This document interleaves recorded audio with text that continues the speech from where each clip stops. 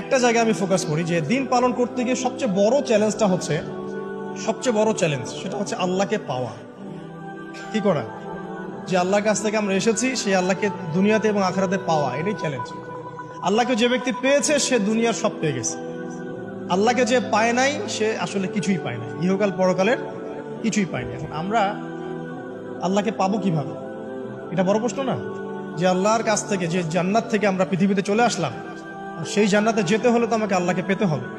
আল্লাহকে পেতে হলে আমার কি কি করণীয়, খুব শর্ট করে আমি কয়েকটা পয়েন্টস আপনাদেরকে শেয়ার করছি। 1 নাম্বার, আল্লাহকে পেতে হলে অবশ্যই তার নবী মুহাম্মদ সাল্লাল্লাহু আলাইহি ওয়াসাল্লামকে অনুসরণ করতে হবে। এছাড়া আল্লাহকে পাওয়ার দ্বিতীয় কোনো পথ নেই। আল্লাহকে পেতে হলে অবশ্যই তার নবী মুহাম্মদ সাল্লাল্লাহু আলাইহি ওয়াসাল্লামের আদর্শগুলো জীবনের প্রতিটা ক্ষেত্রে বাস্তবায়ন করতে হবে। চলাফেরা, ওঠা বসা, খাওয়া দাওয়া, ইস্তেঞ্জা করা, মুআমালাত, ব্যবসা বাণিজ্য, অর্থনীতি, সমাজ, রাষ্ট্র, আপনাকে মুহাম্মদ সাল্লাল্লাহু আলাইহি ওয়াসাল্লামের তরিকা, আদর্শটাকে ফলো করতে হবে। তাহলে আপনি আল্লাহকে পাবেন ইনশাআল্লাহ। যে ব্যক্তি আল্লাহকে পেয়েছে সে দুনিয়াও পেয়েছে, আখিরাতও পেয়েছে। যে আল্লাহকে পায় নাই, দুনিয়াও বরবাদ, আখিরাতও বরবাদ। 1 নাম্বার তাহলে কি কাজ? আল্লাহ পাকের সর্বশেষ নবী মুহাম্মদ সাল্লাল্লাহু আলাইহি ওয়াসাল্লামকে অনুসরণ করা, তার আদর্শ মেনে চলা, 1 নাম্বার। 2 নাম্বার হচ্ছে 5 ওয়াক্ত নামাজ। আল্লাহকে পেতে হলে নামাজ লাগবে। নামাজ নাই, আল্লাহ নাই। ওয়াস্তাঈনু বিস-সাবরি ওয়াস-সালাহ, তোমরা সবর এবং সালাতের মধ্য দিয়ে আল্লাহর সাহায্য প্রার্থনা করো। আমরা এই জন্য নামাজে বলি ইয়াকা না'বুদু ওয়া ইয়াকা নাস্তাঈন, আমরা শুধু আপনারই ইবাদত করি এবং আপনার কাছেই সাহায্য প্রার্থনা করি। আল্লাহকে পেতে হলে নামাজের কোনো বিকল্প নাই। যে ব্যক্তি নামাজ পড়ে না, আল্লাহর সাথে তার কোনো সম্পর্ক নেই, নো কানেকশন। আপনি যে কোনো কিছু চাচ্ছেন, সেজদায় পড়ে আল্লাহর সামনে আত্মসমর্পণ করেই চাইতে হবে। ওয়াসজুদ ওয়াক্তারিব, আল্লাহ পাক কি বলেছেন? সেজদা করো, নিকটবর্তী হও। তো ব্যাখ্যা অনেক করা যায়। নামাজ না পড়লে কিন্তু মানুষ কুফরিতে লিপ্ত হয়। যে ব্যক্তি মান তারাকা সালাতান মুতাআম্মিদান ফাকাদ কাফারা, যে ব্যক্তি সালাতকে অস্বীকার করে, ফরজ নামাজকে অস্বীকার করে, সে ব্যক্তি কিন্তু কুফরিতে চলে যায়। ঠিক আছে? তারপরে বাইনা রাজুলি ওয়া বাইনা শিরকি ওয়াল কুফরি তারকুস সালাহ, একজন মুমিন বান্দা এবং অমুসলিমদের মধ্যে পার্থক্যই নামাজ। নামাজের বিষয়ে অনেক কথা আমি আগেও বলেছি, আপনারা শুনেছেন, অন্য আলেমদের কাছেও শুনেছেন। এক বাক্যে নামাজ না পড়লে ইসলামের রশিটা কেটে যাবে। মুআয বিন জাবালকে নবী সাল্লাল্লাহু আলাইহি ওয়াসাল্লাম বলেছেন যে যদি মান তারাকা সালাতান মুতাআম্মিদান, কেউ যদি সালাতকে ইচ্ছা করে ছেড়ে দেয়, ফাকাদ বারিআত মিন জিম্মাতিল্লাহ, সে ব্যক্তি আল্লাহর জিম্মেদারি থেকে মুক্ত হয়ে যাবে। তার উপর আল্লাহর কোনো জিম্মাদারি নাই, আল্লাহর নিরাপত্তা, জিম্মাদারি থেকে সে মুক্ত। তো 5 ওয়াক্ত নামাজ আল্লাহ পাক আমাদের সবাইকে জামাতের সাথে পড়ার তৌফিক দান করুন। এর পাশাপাশি নফল নামাজ বাড়িয়ে দেওয়ার তৌফিক দান করুন, এবং স্পেশালি তাহাজ্জুদের নামাজ যদি পারেন, 2 রাকাত হলেও নিয়মিত তাহাজ্জুদের নামাজ পড়ার তৌফিক আল্লাহ পাক আমাদেরকে দান করুন। আর নামাজের বাহ্যিকতা নিয়ে এত বেশি ঝগড়ায় যাবেন না। এখন আমরা যত ঝগড়া নামাজের বাহ্যিকতা নিয়ে, হাত বাঁধা, রফুল ইয়াদাইন, আমিন আর পায়ে পা, এগুলো নিয়ে ঝগড়ার শেষ আছে? নাই। ইসলামের বিরোধী শক্তিরা হাত ভেঙে ফেলার পায়তারা করে ফেলেছে অলরেডি। হাতই না থাকলে আপনি বাঁধবেন কোথায়? মনে করেন আপনার হাতই নাই, বাঁধবেন কি উপরে না নিচে? এই হাত তো ভেঙে ফেলার পায়তারা করা হয়েছে। এখন আপনি পড়ে আছেন বাঁধার কোন জায়গায় বাঁধবেন সেটা নিয়ে, অথচ পুরো বৈশ্বিক চক্রান্ত মুসলিমদের বিরুদ্ধে হাতটাই ভেঙে ফেলে দিবে। তুই বাঁধবি কোথায় হাত? তারপর দেখবো। এটা আমরা বুঝতে পারি না। এটা বোঝার জন্য যে জ্ঞান, ইলম, নূর দরকার, তা তো নাই আমাদের মধ্যে। এই জন্য আপোষের ঝগড়া নিয়ে পড়ে আছে। যে ছোটখাটো যে ইখতিলাফি মাসআলাগুলো চলে আসছে দীর্ঘদিন থেকে, এগুলোর কোনো সমাধানে আসতে পারবে না কিন্তু কেউ। পক্ষে বিপক্ষে কথা চলতেই থাকবে কিয়ামত পর্যন্ত, ওইগুলো নিয়ে আমরা ব্যস্ত আছি। তো আমি রিকোয়েস্ট করবো নামাজের আধ্যাত্মিকত্বের দিকে ফোকাস করুন। নামাজের আধ্যাত্মিকত্ব কি? আপনি আল্লাহর সামনে দাঁড়িয়েছেন, দুনিয়ার সাথে এখন আপনার কোনো সম্পর্ক নেই, আপনি এবং আল্লাহ, মাঝখানে কিছু নাই।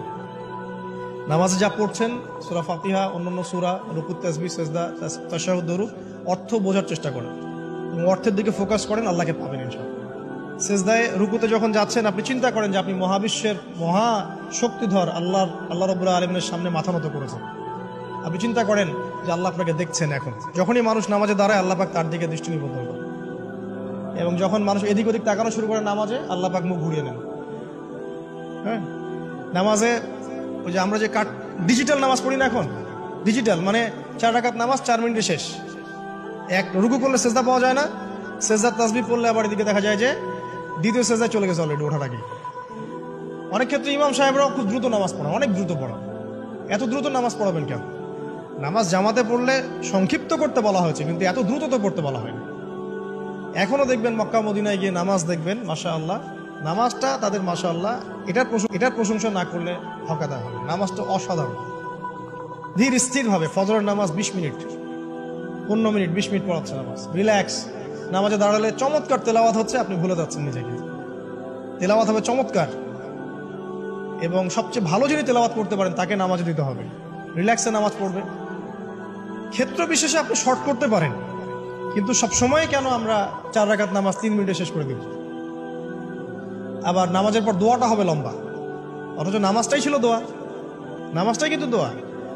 এখন সেজদায় আমরা যদি কান্নাকাটি করতে না শিখি, আল্লাহর সামনে আমি মাথা নত করেছি, এখানে নিজের মনের যত আবেগ আকুতি দোয়া এগুলো আল্লাহর সামনে ঢেলে না দিতে পারি, এই দোয়া কালাম না শিখি, তাহলে তো নামাজের আধ্যাত্মিকতা অর্জন হলো না।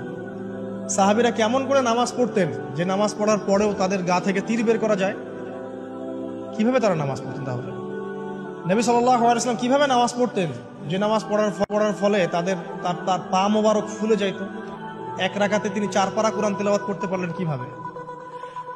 তো তাদের নামাজ আর আমাদের নামাজ, আল্লাহ রাব্বুল আলামিন তার রাসূলের মাধ্যমে একটা হাদিসে জানিয়েছেন যে এমনও অনেক নামাজি আছে, নাউযুবিল্লাহ, আল্লাহ পাক আমাদেরকে তাদের অন্তর্ভুক্ত না করুন, যে নামাজ পড়ার পরে আল্লাহ রাব্বুল আলামিন এই নামাজটাকে ওই নামাজের মুখের উপর নিক্ষেপ করে দেয়, তোমার নামাজের আমার কোনো দরকার নেই।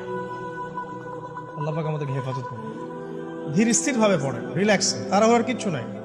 ওমা খালাকতুল জিন্না ওয়াল ইনসা ইল্লা লিয়াবুদুন, শুধুমাত্র আল্লাহর ইবাদত করার জন্যই তো পৃথিবীতে এসেছি। হোক না দোকানটা 5টা মিনিট পরে খুললে কি হবে? হ্যাঁ, জমিতে যান, জমিতে আধা ঘন্টা পরে গেলে কি হবে? যে আল্লাহ পাক আপনাকে বাঁচিয়ে রাখতে পারেন, সে আল্লাহ পাক আল্লাহর পথে সময় দিলে আপনাকে অফুরন্ত রিজিকও তো দিতে পারেন না? আপনি আল্লাহর হয়ে যান, বাকি সব আল্লাহ আপনার দায়িত্ব নিয়ে নিবেন। ইনশাআল্লাহ আপনি নিজে আল্লাহর হয়ে যান, আপনার সবকিছু দায়িত্ব কে নিয়ে নিবে? আল্লাহ নিয়ে নিবে। আল্লাহ পাক আমাদেরকে ধীর স্থির ভাবে আধ্যাত্মিকত্ব অর্জন করে নামাজ পড়ার তৌফিক দান করুন।